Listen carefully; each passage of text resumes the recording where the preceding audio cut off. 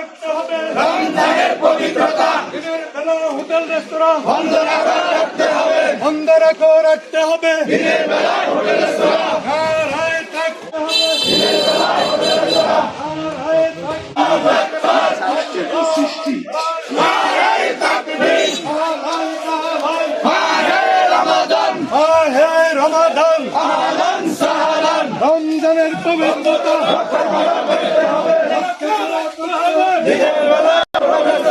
একটি রোজা বন্ধ হলে সপ্তাহ হবে, সপ্তাহতে বিচার হবে।